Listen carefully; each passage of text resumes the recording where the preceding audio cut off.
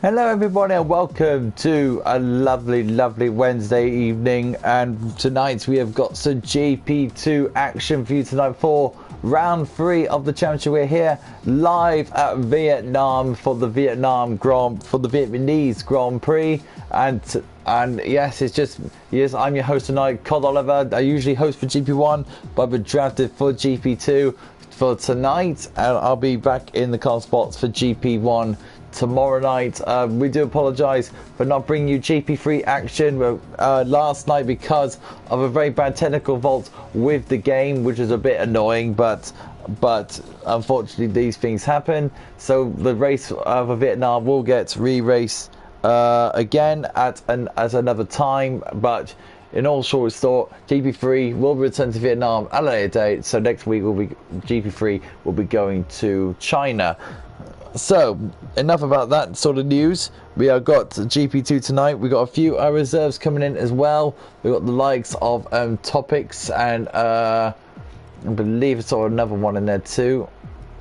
Trying to see what it was. I think it was Ryan Van Doom. Yes, it was. Yeah.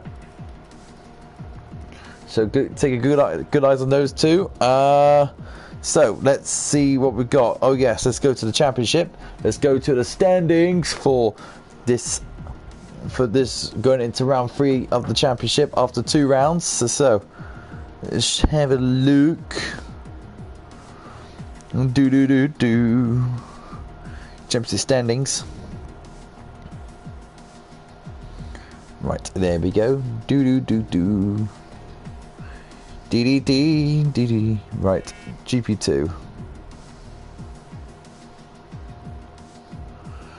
Right, to the championship. So for GP2 is our GP4 world champion, reigning world champion Senna Martins, winning the championship moment. He's ahead in first place, followed behind by Walker in the Alfa Romeo. Quinton in the McLaren is in third, followed by his teammate. And the other McLaren is Ben Ibanel, or Ibni, we want to call his now, just call him Ben. Dobbo, who's in P5 in the pink Mercedes in the Racing Point X Gamer. In the Renault, will be starting in 6th place. Cassidy will start 7th. Milan Compri will be 8th in the Williams. King David in the black Mercedes will be going into the championship in P9. Serge in the Ferrari will go into the championship, into this race in P10. Frederick in the other Williams, he'll be starting 11th. Both Red Bulls of Jan Slice and Chris are 12th and 13th. New Potato will be in 14th. Wide Low Billy in 15th in the AlphaTauri. James TLH in the other black Mercedes, he'll be in 16th going into this race. Hopefully you can improve. In Ireg in 17th. Noah in P18. Frog Lover in P19. Officer Doofy in P20. Into the constructors. Right, so Renault leads in the championship, followed by McLaren, followed by Racing Point. Alfa Romeo in 4th. Williams in P5, followed by Ferrari in 6th. Mercedes 7th. Red Bull 8th. Haas 9th. And AlphaTauri in P10. We'll have company with me as well with Chain Game Wow, who's on his way, but he won't be here just yet. So obviously he will be here soon, but I've just got to go away just for now.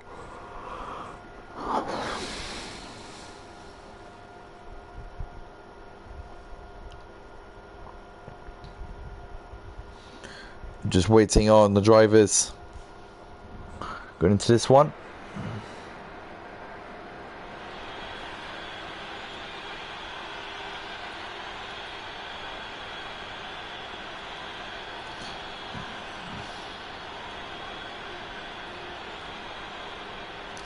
Right, here we go. Live in Vietnam for the Vietnamese Grand Prix.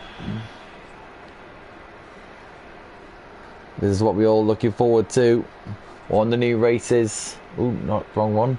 There we go. And first car to come out is the Alfa Romeo. I believe, if I stand correctly, yep, it's Walker who comes out first in the Alfa Romeo. We've got some comments coming in. Welcome all to the stream.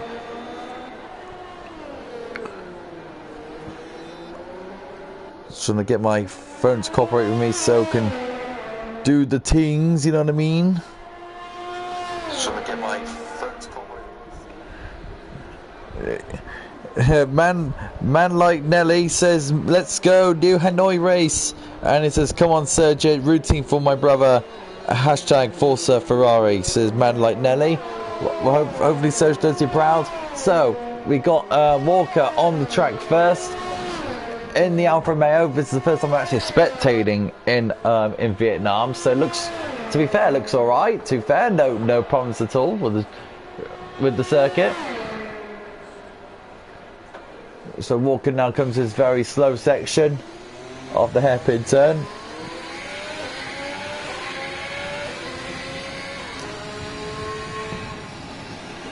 And see how Walker will do on this very busy circuit. Short shifty, just warming up the car for his lap. He's on the medium tyres, so he'll be doing his business. There'll be other drivers coming up behind him very soon. Here comes Walker. Crossing the final corner now to start his lap in the Alpha. Let's see how he gets on towards turn 1. Braking at the 100-meter board, brakes hard. Clipping the curb, nicely done. Oh yes, of course, a very fighty car when he goes through those sections. Really have to short shift a lot around that section, to be fair. Walking out, brakes at the 100-meter board, crossing the curbs, being aggressive on the curb. Short shifting into 5th. So trying to get minimum traction as possible down this super long straight.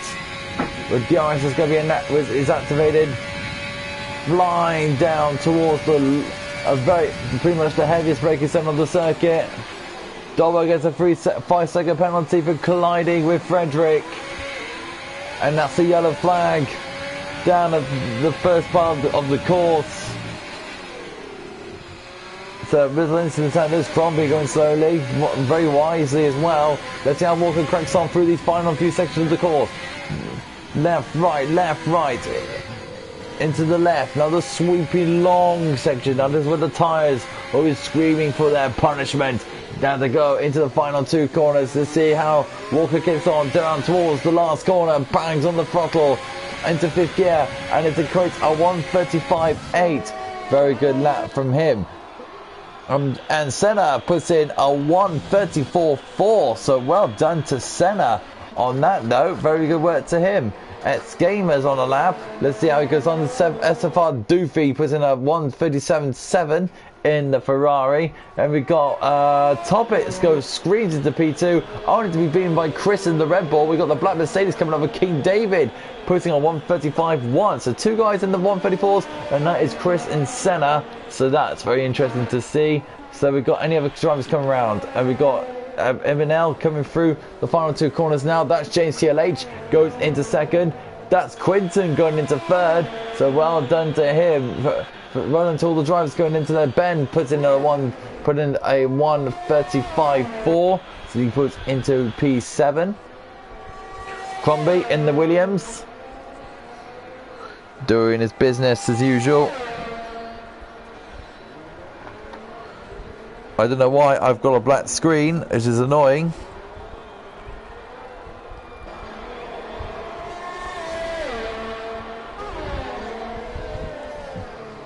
Hopefully I'm still streaming. Let's have a look. Yeah, I'm still streaming, which is a bit irritating. I will try and sort that out for you guys.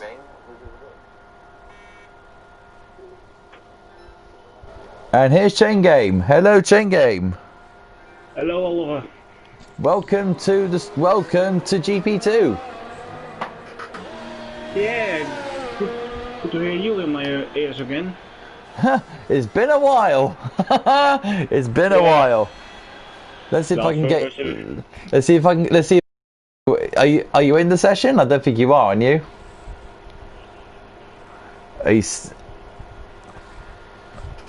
I'll see if I can get you in. Chinking. Well, bang. There we go. After an invitation. There you go. You should get the invite from me now. There we go. I got already free, so I'm So fine for you got it, plenty right? of options to do then. So Yeah. so right now the update is Senna Martins is fastest on a 1:34.4 around Vietnam, and Chris is the 10th slower. So we've got 4 guys in the 1:34s. That's James, TLH, Quinton, Chris, and Senna. So very tight at the moment. Here's Chain Game joining us here for GP2, and we've got a nice classical duo coming up for you guys here. So Serge is still in the garage, Iraj is still in the garage, Dobbo is still in the garage, Mr. Rage is still in the garage, Frederick is on track in the Williams doing his out lap. It'll be very interesting to see how Frederick will come on. So right now, if you think about it, Robin, you think about it, Senna, we all know what Senna's like.